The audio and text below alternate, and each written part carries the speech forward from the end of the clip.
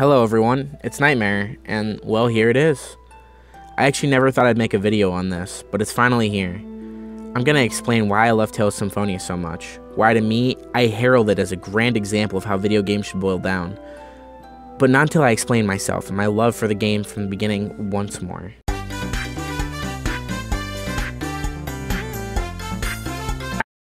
I was a young boy who had just started his way into gaming. I played the N64 and the Game Boy, and I happened to be very well versed in a lot of different popular genres and series. I loved Pokemon, Legend of Zelda, Mario, and several others. I'd never really experienced a true JRPG though. That is, until I watched my brother play Tales of Symphonia on the GameCube. It had been his and my cousin's newest game, and they stayed up all night playing. I was not allowed to touch, of course, but I watched the colors and movements as if it was a play floating in front of me. The voices, the characters, the design, they were all instrumental pieces in this grand puzzle of Tales of Symphonia. A game that even till this day, a lot of charm is still lost to me, somehow reaching me in different ways, like a sixth sense that I cannot place my finger anywhere close to. Years after that night, I would eventually sneak turns while they slept. I was eager to try and play this beautiful game. I later started getting an allowance after I had bought a GameCube, and I began to save up. My first large purchase was Tales of Symphonia, the last copy my GameStop had in fact, for $50. I was elated at the sight of the box and ecstatic the whole way home to start my journey. One that would actually change my life.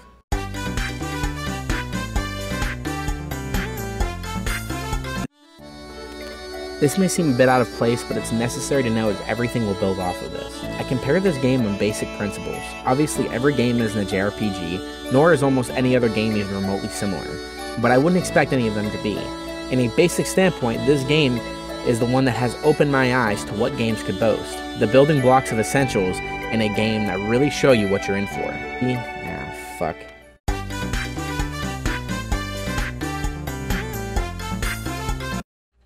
Story is the first thing on our list, and perhaps the most basic. Many games that are popular now either focus so heavily on story that you're left with little to do, or so little on story that you're left with a fun game that's just not completely satisfying.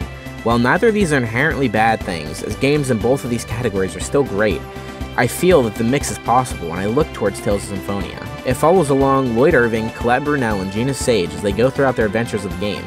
Of course the game consists of other characters, playable and not. These are the main three. Every character has a task at hand and a reason to do as they do, yet they are intertwined in the main story at hand.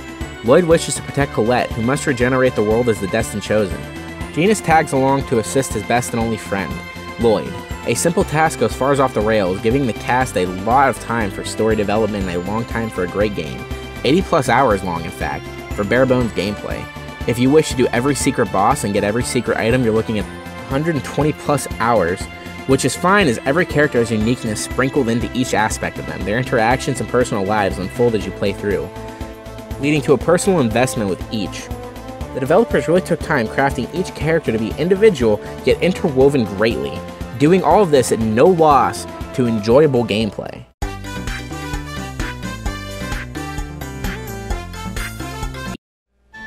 It is no secret that many people come to the Tales games expecting solid mechanics, as they are known for their enjoyable free-turn boss fights. Their characters, while being basic to control, still draw you in with simplistic attacks that you can expand on with practice to start sweeping into combos. The overworld map, with possible mini encounters by hitting small figures consistently moving around you, is a great way to incorporate battles, not randomly dodging as you walk, but you can actively try to avoid battles if need be.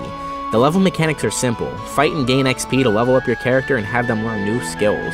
Every character feels different with their various weapons and ways of attacking, which really allows you to feel at home in certain characters of your choice. You can commemorate your newfound skill with your character by receiving some grade after each fight. The grade mechanic is one that really tries to add to the game's replayability. You earn grade through each fight throughout the game. This can be spent at the end of your grueling haul to change or carry over things to the next playthrough, allowing each playthrough to be slightly different. This also has an effect on the secret content hidden within the game.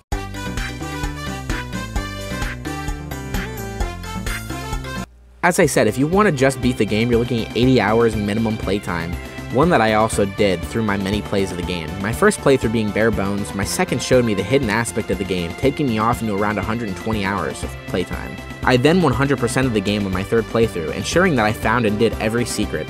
This took me anywhere from 140 to 160 hours. I lost the memory, I just know it was very long. From side quests to hidden enemies to special items, the game has several pastimes to keep you going. The hardest boss in the game is a side boss, and is also required to be beaten to receive the strongest weapon in the game. There are several quests that reward the player with new outfits that change the static look of characters. Several side bosses requiring several chains to link their summon. The game only throws one decision at you, but it affects the rest of the game and is pretty well hidden. These small Easter eggs are fun for players to find, and they truly add to the game to be found, and finally understand the importance behind saying ominous rock in the middle of nowhere. Yet once you find and do all these hidden goodies and 100% the game, you will be encapsulated in the lore.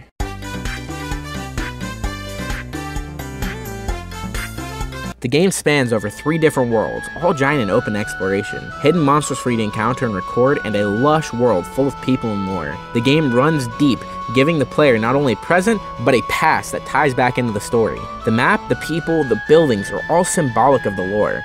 Everything has meaning or a story plot. Nothing is without purpose. I will keep this section short to avoid any spoilers of any kind. Instead, I now wish to focus on the game's style and charm.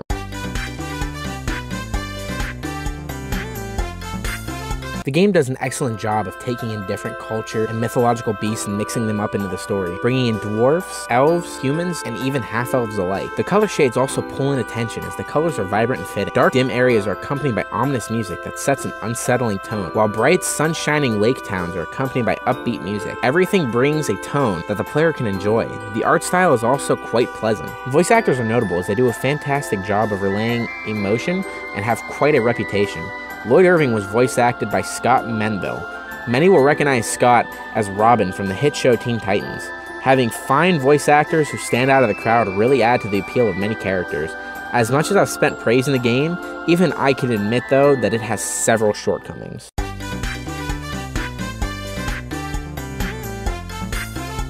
The game unfortunately is not perfect. Nothing is. And with that I have to admit some of my biggest issues with the game. Namely, the dungeons are too long, often requiring you to do constant shifting, trial and error to get through difficult dungeons, then leaving you flabbergasted when you reach the boss, get demolished, and realize you didn't save. It is extremely annoying. I also found the slash and technique mechanic a bit off-putting, as it locks you in a set path, not letting you learn every possible move for your character, but that never really hinders you much. It's much more of a nuisance, especially when you learn of a new combo that you like, that then switches your character from slash to technique, and you're faced with the new move that is never unlocked unless you delete your old move. Speaking of combo systems, if you get good enough, they become game-breaking. I remember a playthrough with my friend of mine, where every boss was beaten with little to no damage as we got them in an infinite stun lock by alternating attack patterns. While yes, it was extremely fun to walk over these bosses, it's still a downside that it is possible to do so.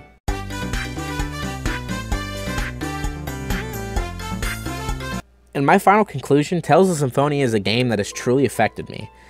It got me to truly love a story. In the end, I was in tears. It really brought the importance of good character development. It is a game that taught me a lot in the way of how a game should be. It ultimately caused my gaming career choice, and I'm very grateful to this game. As am I to all of you people who watch me. Thank you all for allowing me to do this, and I hope you all have a great day. See you later.